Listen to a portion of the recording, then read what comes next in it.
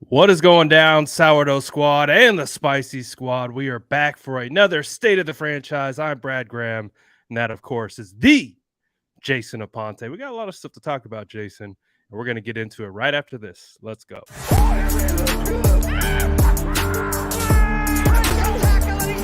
Smash that like button if you haven't already. Love to see it.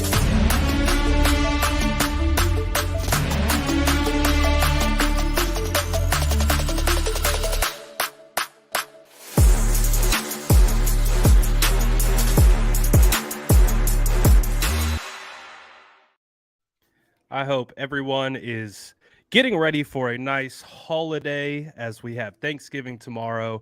My wife's actually working today.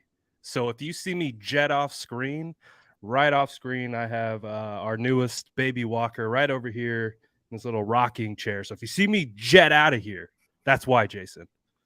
I knew that. And as a father, as you know, most of the time I'm here with Averly, and Averly's either just jumping in, all those things. So please do not apologize. Continue to be the great father that you are. But as you know, we grind, we work. Let's get it. Just like you were working yesterday on the San Francisco 49ers Supporters Club channel. Phenomenal to see you and Pat Sweeney out there doing all that great work. What was it like being on the 49ers, being able to do your podcast through the official 49ers channel? Brad, you did it first, so you know the feeling, right? And for me, it's something that I could have never imagined, right? Like for me to start where I did, wherever it was when we started doing content, and for that to end up being on the 49ers app, my father was through the roof. It's things I would have never imagined. So I'm always humbled by all those things, and I'm never going to take it for granted. And it's something that I will just add to myself in terms of, damn, Pasquini and I really did that. Like, and it's insane that the 49ers would reach out.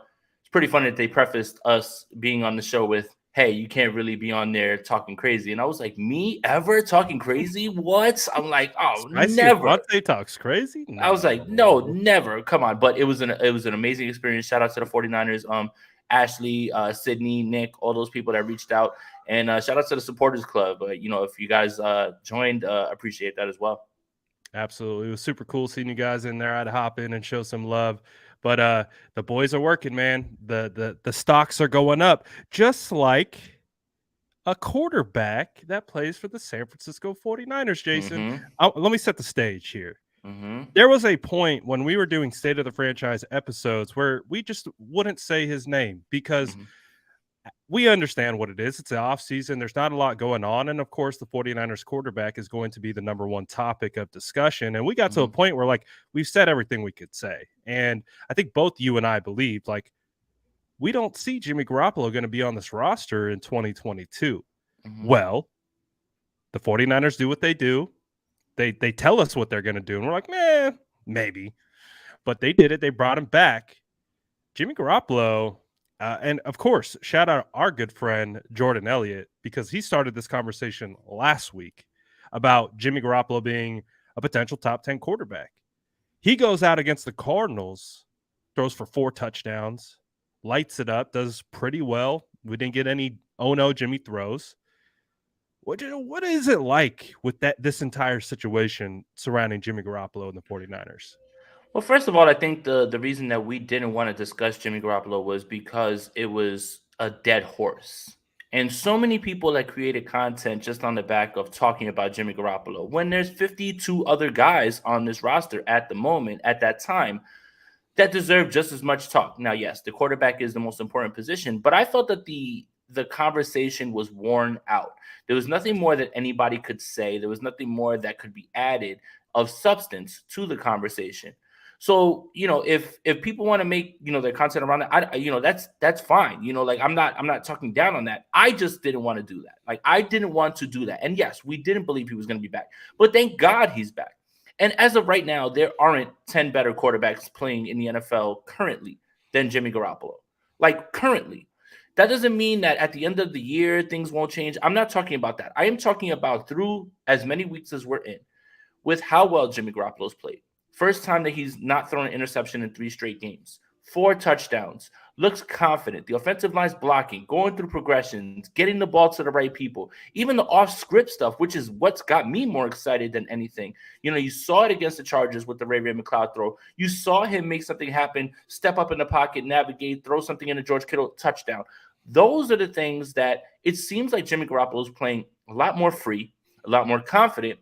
And I would say that a little bit of it has to do with the fact that no 49er fan in their right mind wants to see the guy behind him play, as opposed to last year. There was a large faction of people that wanted to see what Trey Lance was. You want to see how dynamic it is. You traded all that capital. Well, I don't want to see Brock Purdy play.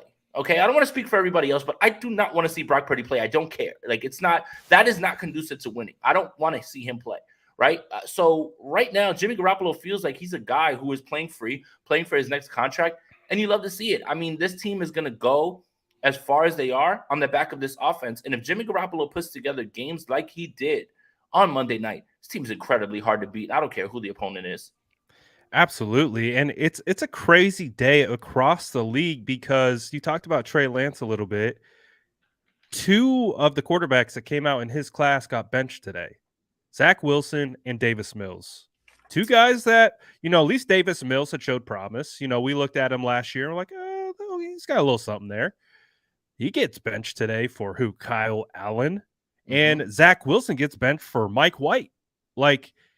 So when we take a step back from the situation, considering the fact that Trey Lance goes down week 2, season-ending injury, if it was Trey Lance and the Brock Purdy show and Trey Lance and Nate Sudfeld. Or Nate Sudfeld. What would the season look like right now? So I know, again, we couldn't fathom Jimmy returning, but my goodness, it couldn't have been a better situation. And we have to tip our caps to John Lynch, Kyle Shanahan, Jimmy Garoppolo and Kyle Shanahan, right? Because we know that's where the fracture lies in between the 49ers going and getting Trey Lance. It was between Jimmy Garoppolo, Kyle Shanahan, seemingly not being able to gel in that standpoint. But both of them understand what it is. Our jobs are on the line, figuratively, whatever. But they got to go out and perform. And it feels like, I don't know if Brian Griese deserves credit here for giving but Jimmy is, you said it earlier, he's playing more confident, right? And I think that's the biggest thing. Yeah. And give love to your offensive line. I mean, none of this is possible without the offensive line blocking in the fashion that it is. And you can, if you want to play devil's advocate, say, okay, they played the Chargers, that pass rush without Bosa, without their interior linemen. Okay, that's not okay. And then you look at the Cardinals. Oh, well, J.J. Watt, who actually destroyed the 49ers last year, was a ghost, didn't even see him in this game. By the way, guys, if you guys want to have a lot of fun tonight, we should all as a family tune into Hard Knocks tonight so we can watch. What time is that on? I believe it'll debut sometime 8 o'clock my time, 5 o'clock your time on the HBO app. We should all get together and watch it because the Cardinals prepared so hard for this game. They wanted to win so badly, and we know how this is going to end, and I cannot wait to see the aftermath of it. But, be that as it may, the offensive line deserves a ton of credit. I mean, you're looking at Jimmy Garoppolo going 1, 2, 3. Oh, wait, that guy who wears number 23 is my check down. This was the type of game that every 49er fan envisioned when you line up Debo, Ayuk, Kittle, McCaffrey. Elijah Mitchell didn't get his first touch until the second half. These are the luxuries. And when the offensive line plays like this, Jimmy Garoppolo has that amount of time. Any quarterback would flourish, but I am not trying to take away from Jimmy Garoppolo. He is definitely playing the best football of his time, in my opinion, as a 49er. And I have an article coming out Friday where I will give you 5 game stretches, 2017, 2019, and this year. You be the judge in terms of what you think is the best stretch of play for him. This certainly feels like it's the leader in the clubhouse, in my opinion.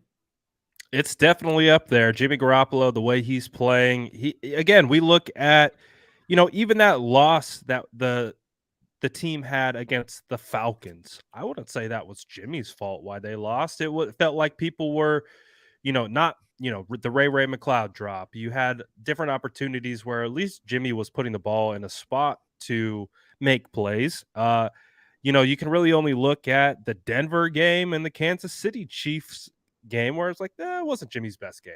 But other than that, Jimmy's played pretty well. And we've got 3 weeks in a row, not 3 weeks because we had a bye in there, but 3 games where Jimmy Garoppolo's played good football. And I think I like the point that you make of giving credit to the 49ers offensive line. Because when you look at everyone, at least especially against the Cardinals, who they got a decent defensive line. JJ Watt might not be the JJ Watt of old, but he's still a very solid defensive tackle in this league. Marcus Golden, not bad. They have some young rookies and stuff like that. They're not bad on that defensive line. The 49ers absolutely owned them. And they even still have room for improvement, but I would say it was Trent Williams' best game of the year, hands down, by far. Wonder why? Acclamation. I would say this. Look, the best way to put this is people want things to happen on their timeline, meaning I want week 1, this offensive line to gel. I want this to happen by this certain week. Well, you know what? That's not how things work in the NFL at times. Right now, this interior line, which is either filled with rookies or people who are playing their first extended snaps. Remember, this is Jake Brendel's 13th game, 10th start with the 49ers. So not that he's a rookie, but he's not experienced. And then you've got 2 rookies bookending him. I think the left tackle and right tackle are things that we took for granted and knew. And now you're starting to see the cohesion. You're starting to see it all click. So things don't happen on people's timeline. Like, you want week 1 to pop up and you want this team to be a well-oiled machine. None of the teams in the NFL were like that. Just because it didn't happen on your timeline doesn't mean that it's not happening. And it is happening right now. And it's happening with, again, you play who you play, who's in front of you. Those guys are NFL players as well. And if they're gelling at the right time, because the goal in this league is not to just stay flat, it's to go up. And right now, there's no team trending up like the 49ers in terms of their weapons, in terms of their offensive line, like them. Like, it's not happening. And that's not even me being biased. It's me watching everybody all year. And you can say what you want about the Cowboys beating the Vikings. The 49ers are still that team that if you make the playoffs, and even if you're at home and they're coming into your house, you don't feel good. You don't feel good. You do not feel good. So, yeah, that's where the 49ers always want to be. And it's always about who's the hottest and healthiest. Right now, the 49ers are getting healthy. Remember, Samson Ebukam and Eric Armstead did not play in this game. And there were no new injuries coming out of this game. This is the team you don't want to play. That's it. I've been extremely impressed with the interior offensive line. I mean, Aaron Bakes, Jake Brendel breakout game against the Cardinals. I mean, that 40-yard block that, he had down the field on Budda Baker, just absolutely pulverizing him into the turf, kind of exemplified that. But you go through the tape, he played pretty well across the board, getting to second level, pass protection, all those different types of things. Jake Brendel had a really good game and even showed some power on some instances. And that's where I've kind of knocked Brendel. I'm like, Brendel's going to be assignment sound. He's going to do his technique. He's going to do those types of things. He's more of a leverage blocker than kind of someone who's going to power you and dig you out. He did pretty good. He got JJ Watt a couple times, got to second level. So pretty impressed with what he's been able to do up until this point.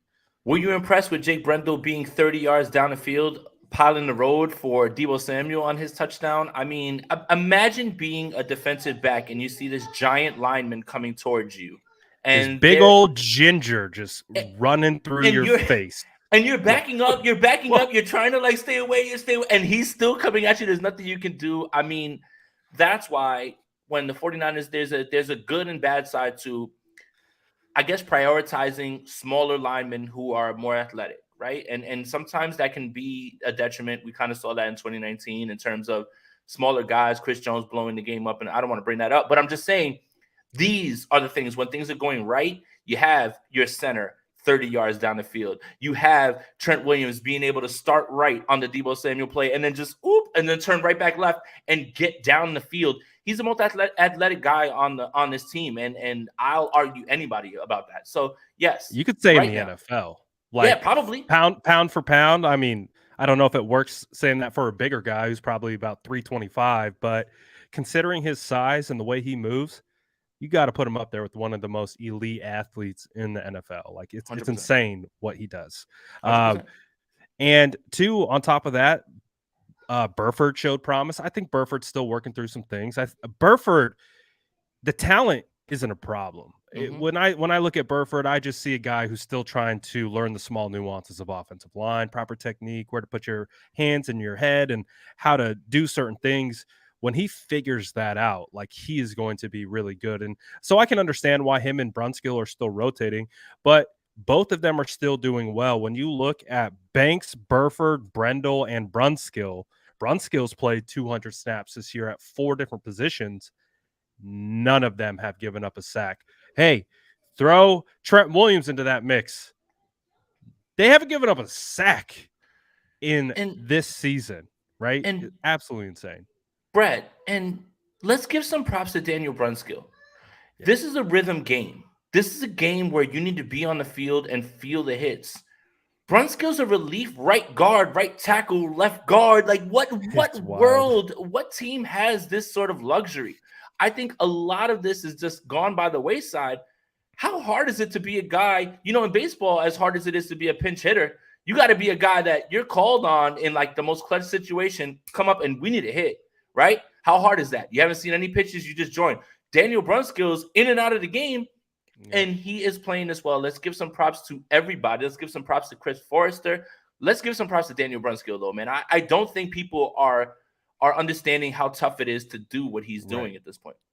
You don't rotate as an offensive lineman. It just doesn't happen. Like, we're seeing something I've never seen this before. Like, I'm not sure I've seen it at any level. High school, college, like, typically your guy, you kind of rock with him. He's either benched or he's in, but they clearly have this little situation going, and it's working for him. They're figuring it out.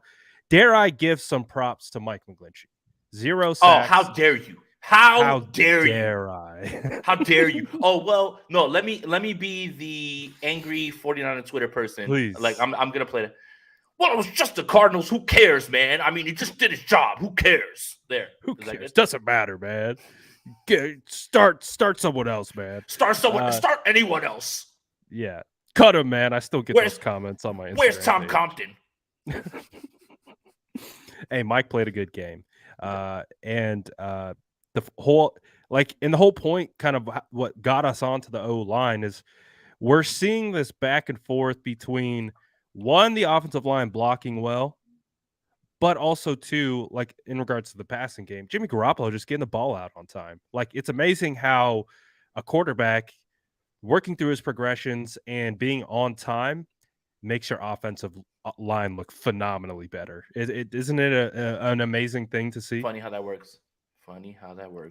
I see a comment here real quick that I'd love for you to bring up.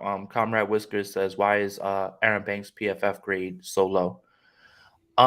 If you could pull that up. So which one is it? It's Comrade Whiskers. I think that's the name. Okay. It's like one of the top ones. Okay. So for anybody who uses PFF grades, I don't want to disqualify it, but I do want to give you context into how that grade goes. Okay, because I did data collection for PFF for a little while, so I was able to get a load of their process.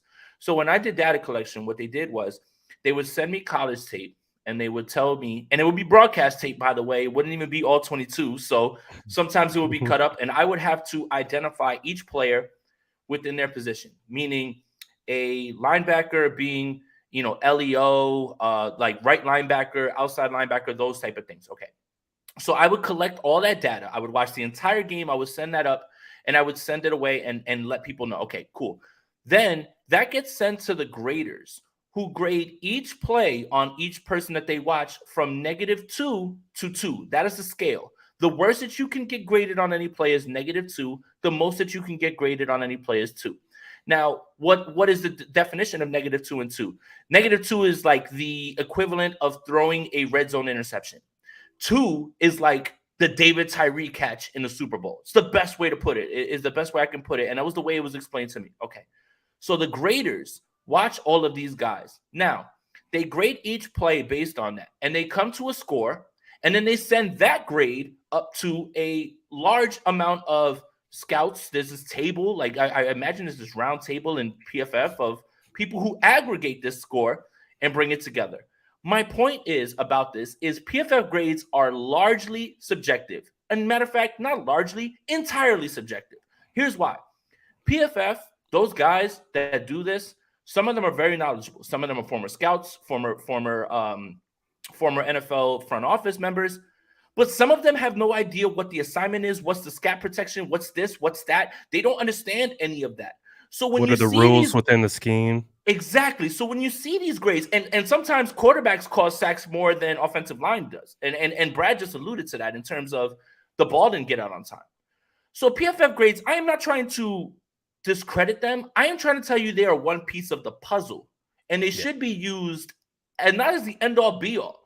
So when people tell me PFF grade was low, I don't care. Most of those guys have no idea what's going on within the scheme.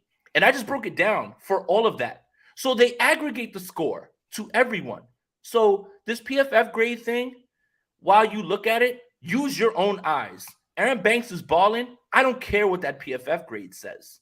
So PFF, don't throw it like to me. Like when people are like, well, he was graded this, you have no idea what the process is. I just broke it down as succinctly as possible. PFF is a tool in the tool bag. It is not the tool and not the end all be all. That's my little rant. Well said. And to kind of discuss how I use PFF, I'm going to have to steal a very popular phrase from Jason Aponte. It fits my narrative. That's really what it comes down to. When I use PFF grades, it's because Trent Williams is the highest graded offensive lineman. Oh, cool. Because thanks for it's telling me. I didn't know. something that you can measure, right? But in reality, the context is what are we really measuring? Like for offensive line, there's so much nuance into it.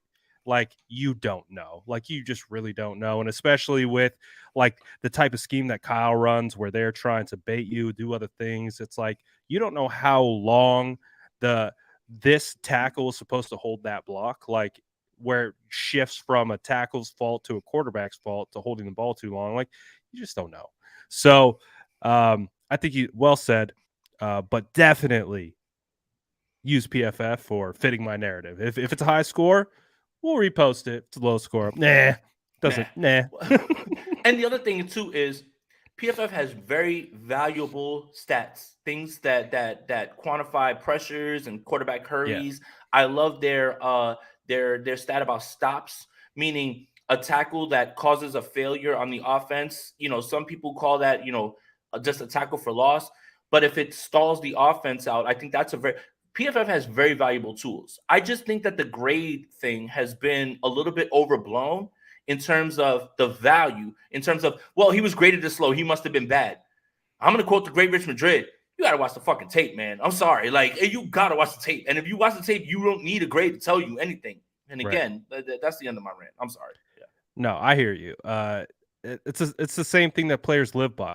It's the old adage, the eye in the sky doesn't lie. You just watch the tape. It tells you exactly what you need to know. So I hear you 100%. Let's talk about the weapons that this team had and good old Kyle Shanahan. Did we get like our first glimpse at what Kyle could do with all these weapons on the field at one time and like, really cooking out here? A little bit. And I don't think so. I don't want to be negative, Nancy, but I don't think you can expect this. And if you do get this over and over, I'm glad to be wrong. I'm super glad to be wrong on this. Kyle's playing around with his toys right now. He's trying to figure out what works, and certain weeks is going to be one guy. I don't know if you can expect 2 tugs from Ayuk, 2 tugs from Kittle, 100 scrimmage yards from McCaffrey, Deebo Samuel, rushing yard, touchdown. Like, this is what happens when things are going right, completely right. This is what everybody thinks can happen, but there's going to be games where it's one guy over the other, where Deebo maybe has 1 catch. I mean, Brandon Ayuk had 2 catches. Both of them just happen to be touchdowns. It's so many mouths to feed, and Elijah Mitchell ends up getting his first touch at the end of the second half. I think Kyle is I think so much of what you're about to see with what Kyle's doing has to do with what's working in the game, who he's facing, and the matchup. I think that there's no way to quantify it. Like, the only person, again, I'm going to say this again from last week, the only people that are really upset about this are fantasy football people. And I don't even know if you really can be upset this week. I mean, if you had McCaffrey, he gave you 100. He probably gave you 5-6 catches, 15, 20 points in PPR. You'll take that all day. George Kittle won me a matchup. Jimmy Garoppolo was a top 5 quarterback this past week. Brandon Ayuk helped win me a matchup. Deebo Samuel even scored. But it's going to be weeks like this, and it's just, I think it speaks to the chemistry in the locker room for all of those guys to understand, hey, you know what? This week might not be my week. This week I'm going to miss out on this. But all those guys are bought in, and I think so much has to do with what's working, hot hand. Like, I don't think he went into that Chargers game thinking Elijah Mitchell was going to get all the work, but that's what's working, and he's going to run with that. So, yeah, this was what it looks like when things are completely rolling, and that put the league on notice like, damn, you can try to take one away, but you're not taking all of them away. That's it.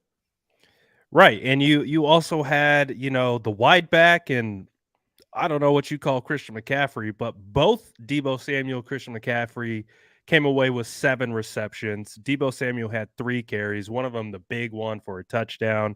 And then also Christian McCaffrey added another 7 carries for 39 yards, but at 5.6 a clip. I'll take that any day of the week.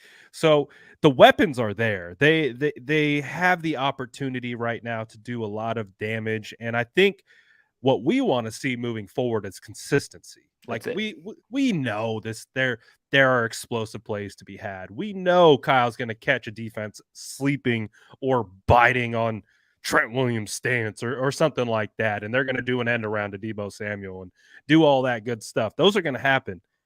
What this team can be if they play consistently and execute at a high level and do that consistently, you can say they could be unstoppable. Do you think that's fair? No, they can. And if they execute, all the things fall right. Again, this is the NFL, though.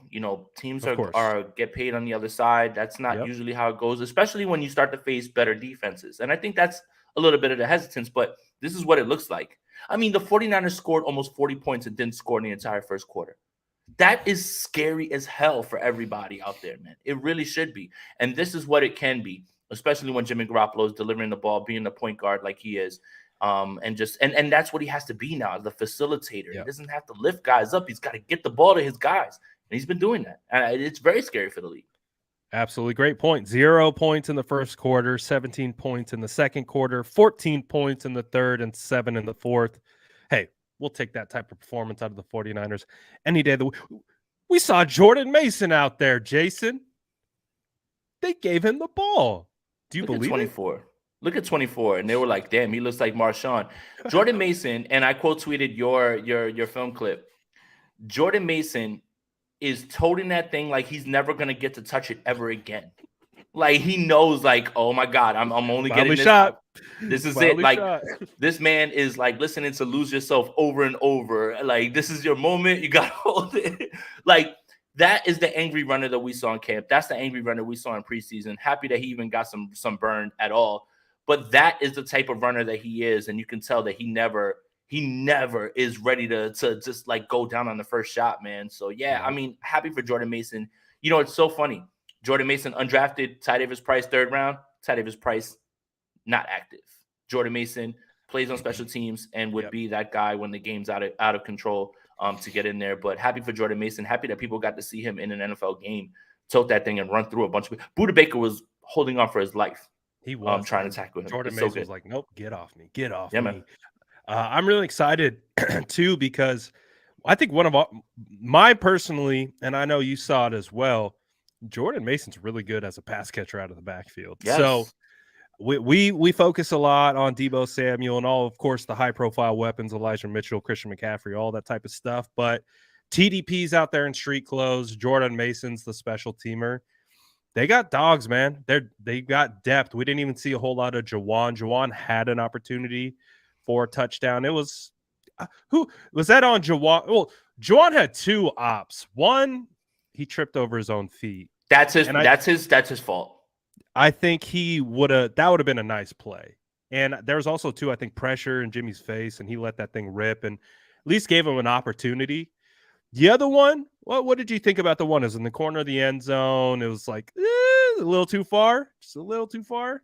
think that was a good throw by Jimmy. I think that's just the Jawan Jennings experience. Is he'll have some plays where you're like, there it is, but he's so inconsistent with catching the ball at times. And yeah, I have a hard time putting that one on Jimmy, man. I think he put two on him. So Yeah, and to pretty say good calls. who screwed up on the No handoff, pause. that was on Mason. Purdy had the right look. He was going to the right guy. Mason just went the other Oh. way. Yeah. So, like, I know it's look again. I literally just told you I don't want to see Brock Purdy play, and it fits my narrative to make fun of him on that play, but it's just it wasn't on Purdy. Let's go to the defensive side. D'Amico Ryans, man, cherish him while you can. Shout out Jordan Elliott. He had a stat that I think this is 3 weeks in a row where a D'Amico Ryans led defense hasn't gave up points in the second half. Yep, 3 straight Talk weeks. talk about D'Amico and what he's able to do with all the different weapons on the defensive side of the football. Enjoy D'Amico while he's here. Stop trying to fire him after the first drive. 49ers Twitter. Stop trying to fire him after the first quarter of every game. Stop trying to say he's not going to be a head coach. I feel like he didn't really need to make many adjustments in this game, right? The way that the Cardinals scored their one touchdown was kind of on a fluke play to Greg Dortch, where it was just they had numbers on their side, and credit Dortch for making a good play, but that one field goal drive, it didn't really feel like the 49ers were overmatched or needed to change anything. So this 1 week, I would say that he didn't really make adjustments, but when you go back to the Rams and Chargers games, he made massive adjustments. D'Amico's that guy, man. And I think that a lot of people forget second year, right, in the league. He's still learning a bit, right? So when there is a hiccup in certain games, like we saw against the Chiefs, people are just like, oh, well, he's not ready. Well, he's just learning, and that's just a learning experience. Bet if he goes up against that team and, when he would, if he would, right? Let's knock on wood. He will be better equipped to handle that. So shout out to D'Amico Ryans, man. He's going to make the Houston Texans very happy. Some team that is looking to Carolina revamp Panthers potentially. the Carolina Panthers, to be paired up with my boy BB Brian Burns. There you go. Like to revamp their whole culture, man. So yeah, I mean, I'm gonna enjoy D'Amico Ryans as long as he's here, man. He could have left last year. He could have left, and he just said, you know what, I'm going back, and I want to learn a little bit more. And all he's done is double his worth. I love it when people bet on themselves and win. I love that. I think he could have had that Minnesota job. I think because the GM, I forget his name, but he came from the 49ers front office, so there's already a natural relationship. He could have been cooking with good old Kirk, but they got cooked, right? By the Cowboys. Tony Pollard said, I'm the best running back on this team. Stop playing with me.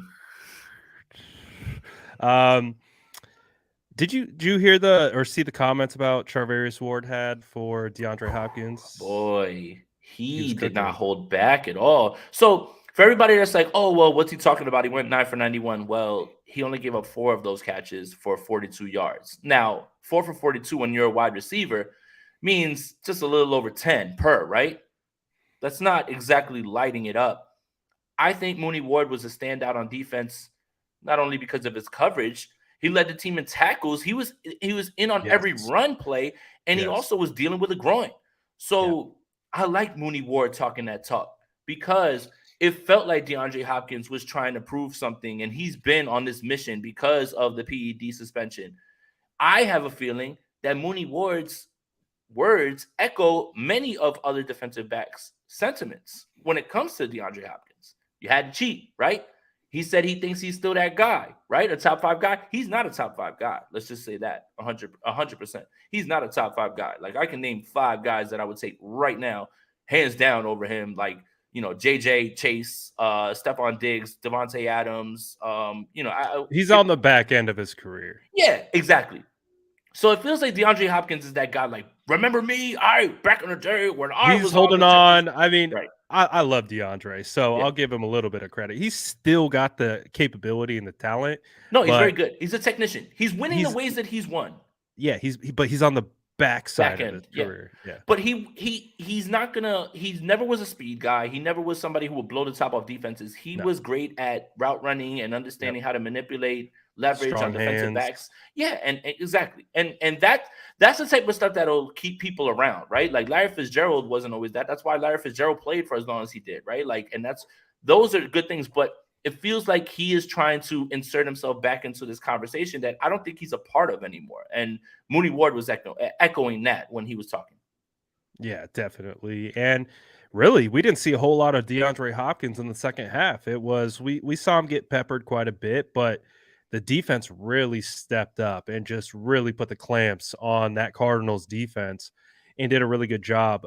Ryan, my apologies, my guy. I missed this. I started and I completely forgot about it when we were talking about the offense. But he does say, Brad J, just how good can CMC be in this offense, kind of bringing it back to the offense conversation. Well, first, I'm really happy to see a Rams fan here.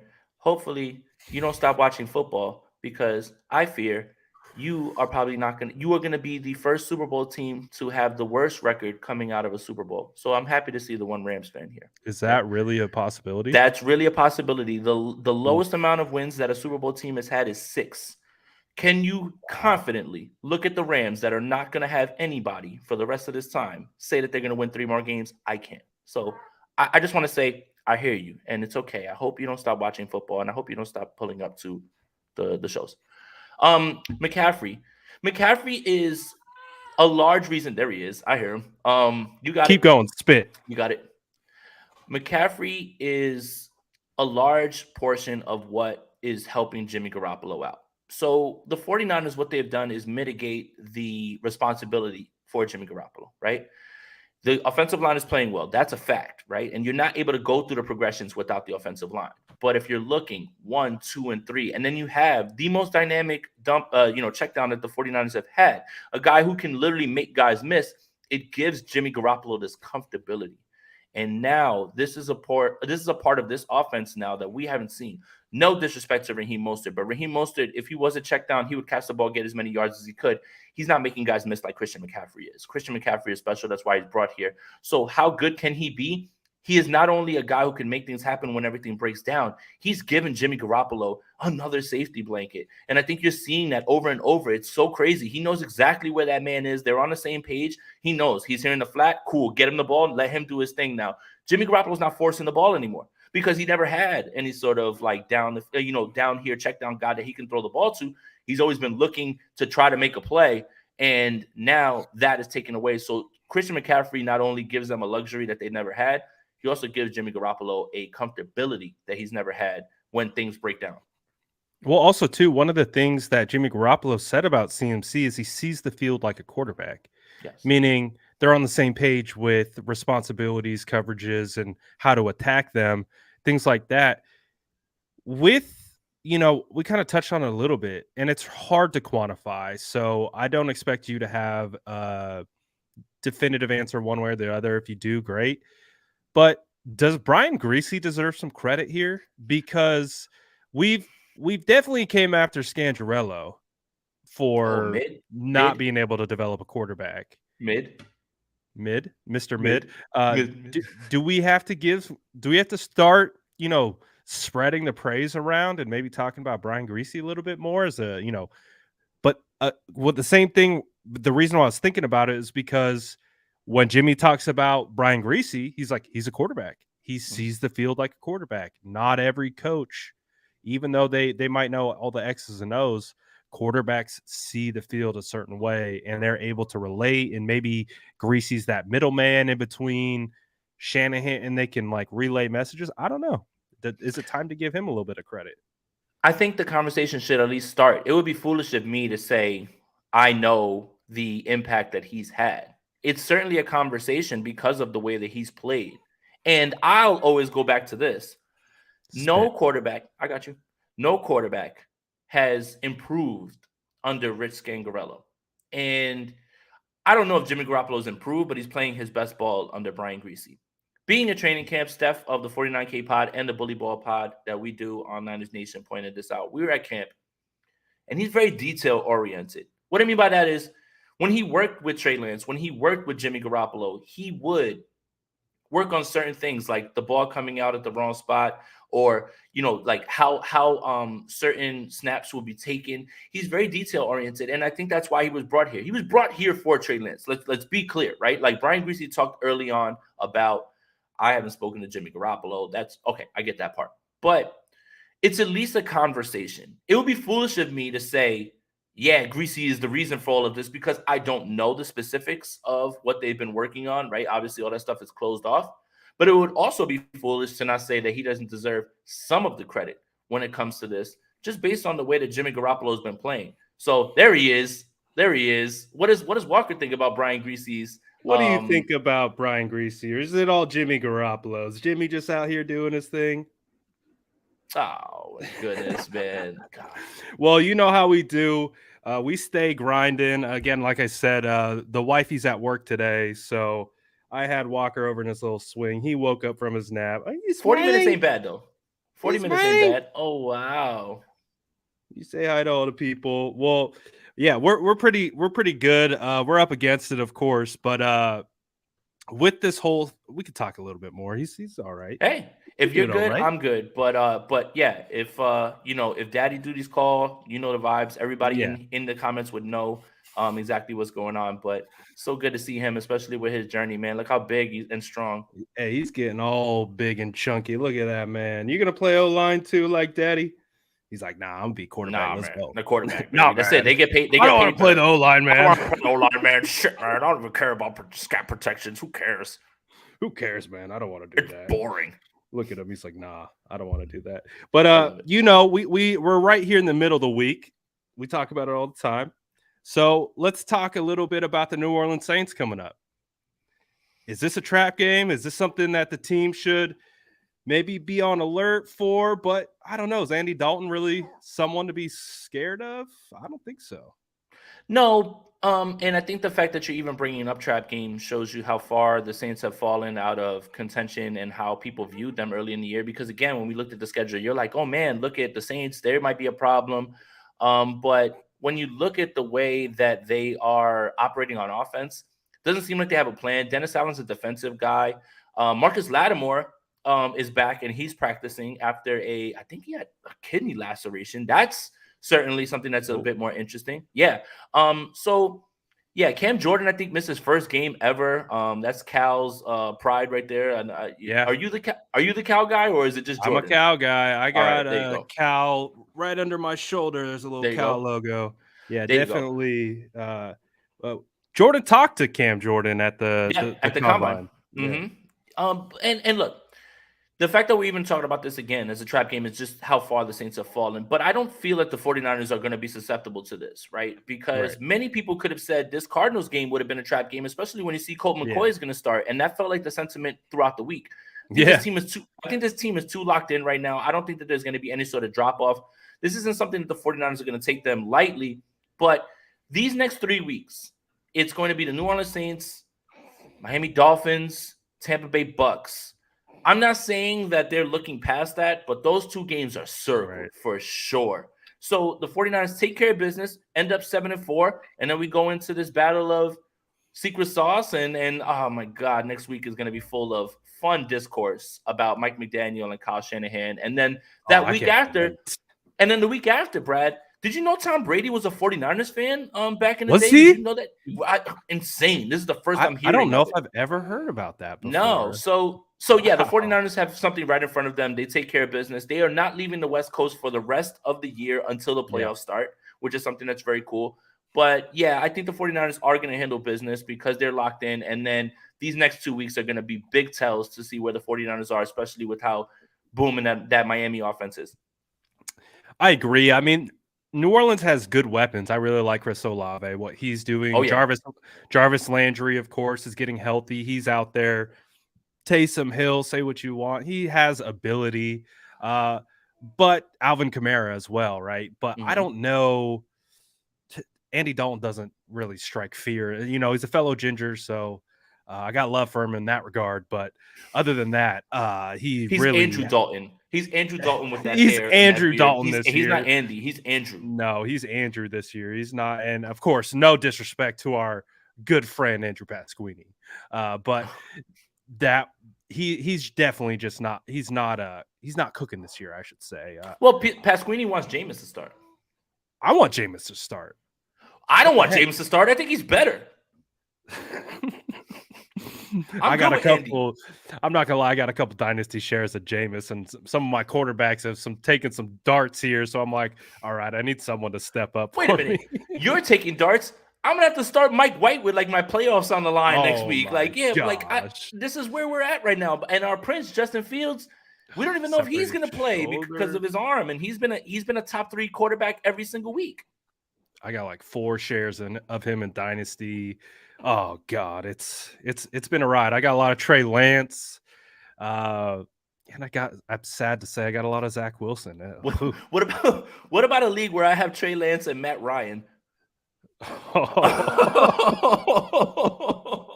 Something tells me you're a little behind first. on the playoff. I'm picking first next year. Yeah, okay. 100%. But yeah, I think we got a good shot this week. You know, it's going to be a home game. The momentum that they have, right? I think it's going to be a good spot for them. Like I'm not too worried about the Saints. I'll say it like that. Yeah. Well, and again, we don't have to be worried, but the 49ers are going to come out with a great game plan. I think that stylistically, they don't really have guys aside from Olave that are really worrisome. Jarvis Landry is very much just a possession receiver. Obviously, Michael Thomas is not there. Juwan Johnson has been somebody who's actually stepped up for them at tight end. Definitely. But, it's still Andy Dalton. You still have to focus on Alvin Kamara. The 49ers have the plan to get it done. They have the roster to get it done. This is a game they should win, and I think many people would pick them to win. Definitely. So as we kind of wrap this thing up here, I know we talked about this last year, but you don't have a traditional Thanksgiving, right? Like opposed to like my corn-fed behind where we got the turkey, we got the stuff. What is your Thanksgiving looking like tomorrow with your family? Well, soy boricua, so my in-laws are Dominicanos, and so we just do things differently. There's no turkey. There's gonna be pernil. There's rice and beans. What is pernil? Pernil is pork. Okay. It's basically the pig. It's the goat, man. Like it's just perfect, So it's just different things. That's why when people say, "Well, I'm bringing turkey," no, we don't have turkey. We don't do turkey. We don't do cranberry sauce. We don't do green bean casserole. It's just not how us Hispanics get down. And anybody who's Hispanic understands exactly what I'm talking about. We're not taking shots at anybody. We just do things differently. That's all. We just do things differently. I don't ever remember having stuffing. I don't ever remember having any of that. I remember all of these other things, pasteles and pernil and arroz con gandules and all that stuff. Like it's all stuff that is just our Thanksgiving. It's just the way we celebrate. It doesn't mean that it's wrong, but I'm just not used to turkey. My daughter's mom is Dominican. I'm Puerto Rican. This is where we are. Like, when you show up, you're going to show up with something that is going to add to the already lavish spread. But the one thing that we do that's a little bit different is I've noticed people talking about Thanksgiving dinner being done at like noon. Shit, we ain't eating until like 6, 7 o'clock, like at all. And that's good for me because I get to watch all my football, everything chill. We get our drink on and we get to get pretty and sit in the sala as us, us Spanish people and Sala's living room. So basically, we're gonna show up. We're gonna get all dressed up just to sit in the sala, watch football, and drink and stuff. So it's just a little bit different. That's all. Yeah, that's it. He knows. Yeah, so I'm used to the traditional, the stuffing, the rolls, like all that stuff. I would love to experience definitely a different spread. It sounds fire. You make it sound what Ariel said too, the coquito, like it's coquito season now. Eggnog is what I hear everybody talking about. Nobody's brought eggnog to the crib. They bring the coquito. Like I look again. I'm not knocking any of these things. I just have never been privy to it being Hispanic, and Ariel knows, and anybody that's in here that understands exactly what I'm talking about, they know. Like it's just different. That's all. It's not better or anything like that. Just different. Absolutely, but it sounds like it's going to be a good time. Best part, being around family, football all day. get a vibe out, do all that good stuff. But I hope you have a good time. I You gotta too, man. run off with this little guy, but Hey, take care of that little man. Take care of your family, Brad, and everybody that's watching. Enjoy your time with your family, right? I don't want to get too sentimental, but last year Thanksgiving was one of the worst times of my life because it was the first time that I was away from my daughter for a Thanksgiving. What a difference a year makes, and now I'm able to be back in that space with her again. it's awesome, Cherish man. the family that you have while you have, because there's people that won't be able to spend time with their family, for different reasons, obviously. But just enjoy yourself, watch football, be in your family's company. Brad, especially to you, take care of little man, enjoy your family. Everybody that watches, enjoy yourself. Hopefully the Dallas Cowboys lose. That'll be pretty funny, but I doubt it. Yes. The damn New York Giants are gonna be missing everybody. But yeah, just enjoy your family. I think more than anything, there's so many people that wish that they had family that they could spend time with. So yeah, I implore you guys to just have fun. That's it. Definitely. And we just found out that Kyle Shanahan apparently is a big fan of green bean casserole and noodles. So I Fire Kyle. Where's Sean Payton? Fire him. Fire. noodles. What are we doing here? Again, Fire Kyle, man. Get him everyone's out of here. Thanksgiving is individual to them and their family and their culture and where they come from. There's no right or wrong here. As long as you're having a good time, eating good food, and hanging out with family, right, man? So Yep. always love doing this with you. Definitely we're going to do it next Wednesday, of course. State of the Franchise will always be here. But I'm going to get this little guy out of here. And again, appreciate all you guys for tapping in, all that good stuff. Oh, I do got to say, though, quickly before we get out of here, do you got anything to plug, anything that you want to where people could find more of your work? I know you mentioned an article coming up. What else you got? Yeah, NinersNation.com. I'm usually posting about 5 articles a week on there. Sprint Right Option. Make sure you guys subscribe to that. Subscribe to the YouTube channel, Bully Ball, wherever you get your Niners Nation podcast. A lot of work coming, man. A lot of time. This is the fun time of the season, man. So if you guys aren't familiar and you guys are new, make sure you tap in with all that stuff. Yeah, I mean, this is my full-time job, so I'm putting in all the work that I can. So yeah, appreciate everybody who enjoys the work. It's a fun time right now, especially to cover a first place undefeated in the division, Yes. San Francisco 49ers team. Absolutely. Also, too, I got a pretty good little giveaway going on Instagram. So head over here. You could enter in to win a autographed bump box. But not only can you win an autographed bump box by Jerry Rice, that's custom. It's a 1-of-1. You can also win a regular bump box, and you could also win these little Bluetooth speakers. So we got a bunch of stuff going on over there. Head over to the Instagram. You can see how to enter. It's pretty easy, but tap in with that. It's a pretty cool giveaway. So shout out to Bump Box for hooking it up. But yeah, man, I hope you have a happy Thanksgiving. Spend time with the family, and all is well. And appreciate everyone, as always, for tapping in. You already know what to do. Make sure that you sub to both channels as we do our dual stream. Like, subscribe, all that good stuff. And again, thankful not only for the 49ers, but thankful for everyone who watches us, supports us, shows love in the comments. We appreciate all you guys and hope you have a phenomenal Thanksgiving. Any parting words, Jason? Nope. Let's go Niners. Enjoy your time with your family, and we'll see you next. We ain't taking too many days off. Trust me. We got to get right back into. We got to get right back to it on Friday because there's a game on Sunday. So enjoy your time, but we're not done working. So stick with us. Yes, sir. All right, we're out of here. Peace.